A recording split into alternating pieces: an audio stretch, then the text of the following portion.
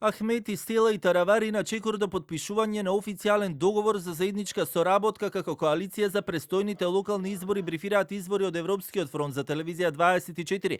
По краток разговор од Дујпак, кој вчера има и председателство на партијата, посочија дека лидерот Ахмети на маса ги ставил токму овие прашања како и настапот на престојните избори, но и преговорите кои допрва треба да се водат за кандидатите. Во голем дел од ова има вистина. Вчера имаше председателство на кој се дискутираше токму на овие теми. Во наредните денови ќе има веќе и официјални информации, па и околу преговорите и кандидатурите за градоначалници во општините со кои би излегле заедно. Сето ова е резултат на институционалната дефакторизација на албанците во оваа земја со актуелната власт која нема легитимни представници на албанците. Вчера на пресконференција и пратеничката од Европскиот фронт Арбана Пашоли најави проширување на коалицијата поради, како што рече, укинувањето на уставната вредност за правична и соодветна застапеност на албанците, но и механизмот за балансерот.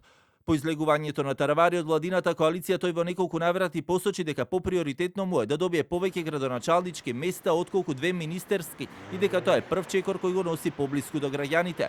Неофицијално веќе за кандидат за градоначалник на Сарај се спомнува и Блерант Рамадани, кој доаѓа од крилото на Таравари, а кој најверојатно би можел да биде поддржан од Европскиот фронт, но тоа засега се уште се само шпекулации. За градоначалник на Чаир се спомнуваше дури името на Бујар Османи, но името на Абдуселам Селами. За Тетово се спомнуваат имињата на Бајрам Реджепи и Фатон Ахмети од Дуј, а од Европскиот фронт можен кандидат е Илир Демири од Алијанса за албанците крило на села.